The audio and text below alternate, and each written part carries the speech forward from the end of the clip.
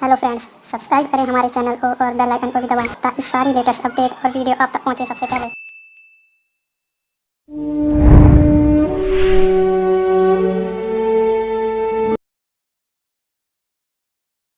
You are welcomed in our channel Gyan ki शक्ति। आज हम ये शॉर्ट स्टोरीज में दूसरी स्टोरी ले रहे हैं।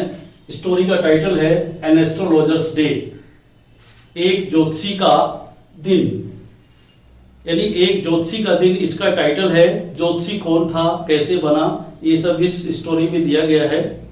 तो स्टोरी को देखिए।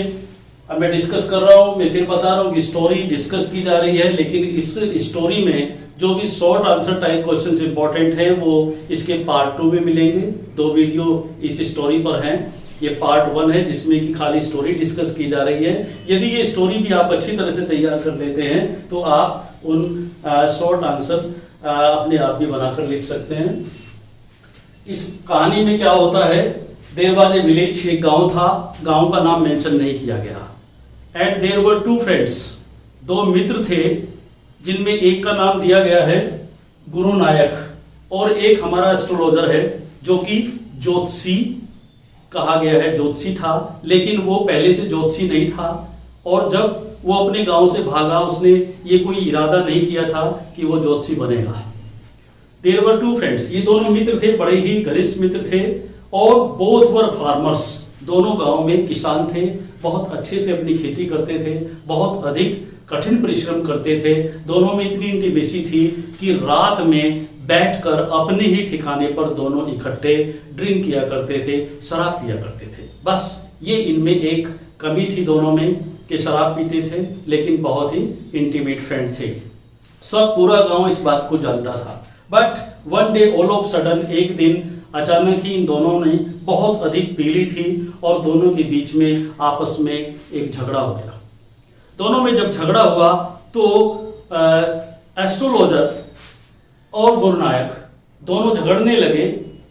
गुरु नायक फिजिकली बहुत ही हट्टा खट्टा था, लेकिन एस्ट्रोलॉजर बहुत ही कमजोर था उसकी अपेक्षा। तो यहाँ पर क्या होता है, गुरु नायक अचानक ही एस्ट्रोलॉजर को एक थप्पड़ मार देता है। जैसे ही उसने उसे थप्पड़ मारा, स्लैप किया, तो एस्ट्रोलॉजर को इतना गुस्सा आया कि उसके पास में एक चाकू रखा था, उसने उस चाकू को उठाया एंड एट वंस ही स्टैब इन हिज स्टमच। उसने गुरु नायक के पेट में उसको आर पार कर दिया।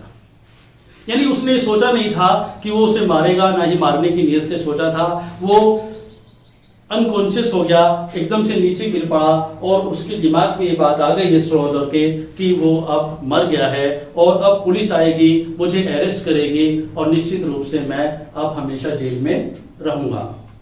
इसीलिए उसने उस बात को मिटाने के लिए गुरु नायक को खींचकर वो लाया।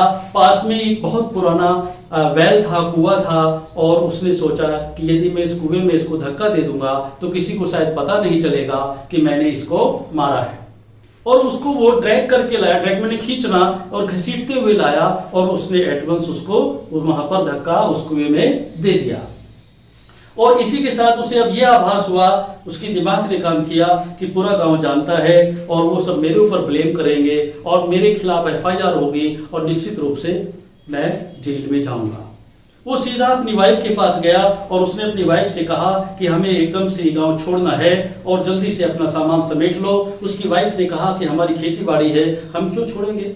लेकिन उसने कहा कि यदि तुम मेरे साथ रहना चाहती हो और ये चाहती हो कि मैं सेफ रहूं, पुलिस मेरे पीछे है और पुलिस मुझे अरेस्ट कर सकती है, और इसलिए तुम मेरे साथ चलो। उन्होंने आनंद फानन में अपना जो भी सामान था वो सब लिया और वो स्टेशन पर आ गए। स्टेशन पर आने के बाद वो पहली बार स्टेशन पर आया था, उसे ये भी पता नहीं था कि टिकट कैसे लेते हैं, कहाँ से लेते हैं। उसने पूछा, वो टिकट विंडो पर गया और उसने कहा कि मुझे टिकट चाहिए। उसने कहा कि कहाँ का टिकट चाहिए, जगह बताओ। उस समय केवल एक ही गाड़ी स्टेशन पर खड़ी थी जो कि साउथ की ओर जा रही थी, साउथ की ओर जाने वाली गाड़ी थी और कोई भी गाड़ी अभी आने वाली भी नहीं थी। उसने कहा बस मुझे ये बताओ कि ये गाड़ी का लास्ट स्टॉपेज कहाँ है और ये गाड़ी लास्ट में जाके कहाँ रुकेगी, मुझे वहीं तक का टिकट चाहिए। और उसने वो टिकट ले गया। लगभग 200 मील की यात्रा करने के बाद उस एक स्टेशन पर वो उतरा और वहां उसने आसपास का माहौल सुबह ही देखा और उसने लोगों से बातचीत की। तो वहां पर वो एक रास्ते से गुजरते हुए एक चौराहे पर आया। ये टाउन हॉल पार्क कहलाता था और वहीं पर वो एक 3 रास्तों से जुड़ता था। 2 रास्ते, एक स्टेशन से आने वाला, एक दूसरे गांव में जाने वाला और एक गांव में जाता था। वहीं पर एक गांव था। वहीं उस तिराहे पर कुछ छोटे छोटे जो है मूंगफली बेचने वाला, केले बेचने वाला, दुनिया भर के जितने भी वहां पर वोकर्स थे वो सारे थे। वहां पर जो एक कबाड़ी भी था जो सामान खरीदता था, पुराना सामान खरीदता था, उनके पास से गुजरते हुए उसने पूछा कि या पास में कोई गांव है क्या, मुझे किराए पर कोई मकान मिलेगा। और वो जो भी पैसा घर से लेकर गया था उसने उस गाँव में जाकर एक किराए पर मकान ले लिया। लगभग 1 महीना बीत गया, वो खाता रहा, पीता रहा, पैसा खत्म होता जा रहा था, लेकिन वो अपना टाइम कैसे गुजारता था, आकर एक टेंपल था पास में, वो मंदिर में बैठ जाता था। मंदिर का जो पुजारी था सुबह से लेकर शाम तक उसके पास बहुत सारे लोग आते थे। वो एक ज्योतिषी का काम करता था, दुनिया भर की बात उससे पूछते थे, कुछ की बात सही होती थी, वो बैठा रहता था, उस ज्योतिषी की सारी बात सुनता रहता था। सारी टैक्टिक्स, टेक्निक, जो भी फंडे उस पुजारी के थे वो सारे उसने बिल्कुल सीख लिए थे। अब उसके दिमाग में एक बात आई कि अब मेरे पास पैसा नहीं रहा तो काम क्या करूं, और काम करने में कैसे पैसा मिलेगा, इससे बेटर और प्रोफेशन कोई हो नहीं सकता, इसलिए मैं एक ज्योतिषी ही बनूंगा, ज्योतिषी का ही काम करूंगा। और उसने इसके लिए एक प्लेस अच्छे से ढूंढ लिया। जिस तिराहे से होकर वो आया था उस तिराहे पर एक मूंगफली वाले की दुकान थी और केले वाले की इधर थी, इधर एक कबाड़ी था। तो उसने ये बात सोची कि मेरे पास प्रकाश का कोई साधन भी नहीं है, ये मूंगफली वाला अपना निजी साधन रखता है, तो मैं यहीं पर अपना एक छोटा सा ज्योतिषी का एक दुकान बना लूंगा और यहीं पर लोग मेरे पास आते रहेंगे। वहां पर वो बैठ गया। उसके पास ज्योतिषी का थोड़ा सा सामान था, 12 उसके पास कोडियां थी, एक छोटा सा उसके पास में एक कपड़ा था जिस पर की तरह तरह की कुछ भाषाएं लिखी थी जो पढ़ी नहीं जा सकती थी। इसके अलावा उसके पास तांबुल के कुछ पत्ते थे जिन पर कि वो लिखता था, एक नोटबुक थी जिसमें कि वो नोटिंग करता था। यही सारे उसके साधन थे और इसी प्रकार से उसने लोगों को बताना शुरू किया। उसका एक फंडा था, वो लोगों को बताता था। जैसे कि उसने सीखा था कि बहुत दुखी दिखाई दे रहे हो, लगता है बहुत चोट खाई है, लगता है बहुत धोखा दिया है, लगता है अपनों ने ही दिया है, और ऐसा भी कुछ दिखाई दे रहा है कि जो मेहनत करते हो उसका उतना फल नहीं मिलता। ये सारी बातें वो करता था जो कि आम लोगों के साथ घटित होती थी और इसीलिए 10 में से 9 लोग उसका विश्वास कर लेते थे। उसका कारोबार फलता फूलता गया और वो पैसा कमाता गया। और पहले उसने 1 पैसे में 1 प्रश्न की बात रखी और उसके बाद वो 1 आने में 1 प्रश्न तक का उत्तर देने के लिए यानी उसके पास भीड़ लगने लगी। और अब देखिए हम यहाँ पर इस कहानी को थोड़ा सा छोड़ते हैं कि उसका कारोबार ऐसे चल रहा था। अब हम उसके पैतृक गांव पर जाते हैं जहां गुरुनायक उसने कुएं में फेंक दिया था। लेकिन जब उसकी ढूंढ पड़ी गुरुनायक की तो सब लोग उसे ढूंढ रहे थे, तब वो मरा नहीं था। कुएं से किसी ने उसके रोने की आवाज सुनाई दी, कराने की आवाज सुनाई दी, तभी उसको कुएं से निकाला गया और कुएं से निकालने के बाद उसको हॉस्पिटलाइज किया गया जहां उसे होश आ गया और वो बाद में थोड़े दिन के बाद रिकवर हो गया। और जब उसे होश आया तो उसने यही पूछा कि मेरा दोस्त कहाँ है। लास्ट में उसने अपना मन बना लिया कि वो जिंदगी में कुछ नहीं करेगा। अपनी लैंड भी उसने बेच दी और उसने कहा कि मैं अपने उस मित्र को खोजूंगा। वो मेरा मित्र नहीं था, मेरा दुश्मन था जिसने मुझे मरा हुआ समझकर यहाँ पर धक्का दिया है, मैं उसे जिंदा नहीं छोड़ूंगा। और उसने चारों दिशाओं में उसे ढूंढने का प्रयास किया। 3 दिशाएं ढूंढ चुका था, अब वो भी साउथ की दिशा में जा रहा था। वो भी स्टेशन पर आया और उसने भी टिकट विंडो पर जाकर यही कहा कि इसका लास्ट स्टॉपेज जो है वहां तक का मुझे टिकट दे दो, ताकि वो लास्ट स्टॉपेज से ढूंढना शुरू करता था और वापस आता था। अब वो लास्ट स्टॉपेज पर वो भी वहां पहुंच गया और जैसे ही वो बड़ा दुखी था और स्टेशन पर बैठा था तभी कुछ ही आदमी ने उससे पूछा कि what is the reason, what happened with you. और उसने उसे सारी कहानी बताई। तब उस आदमी ने बताया कि हमारे यहाँ एक ऐसा ज्योतिषी है जो बिल्कुल बता देता है, सच बता देता है कि तुम्हारा वो मित्र कहाँ होगा इस समय, इसलिए तुम उससे मुलाकात करो। और वो तिराहे पर है। अब वो तिराहे पर आ जाता है। जैसे ही वो तिराहे पर आता है और वो एस्ट्रोलॉजर, उस समय शाम का समय था और मूंगफली वाले ने अपना जो निजी प्रकाश था वो ऑफ कर दिया था और वो भी अपनी कोडियां वगैरह समेट रहा था, क्योंकि उसी के साथ साथ वो भी अपना धंधा बंद कर देता था। तभी वो दुकान पर आया और उसने कहा, आप ज्योतिषी हो, लगता है कि आप ज्योतिषी हो, कुछ बता सकते हो?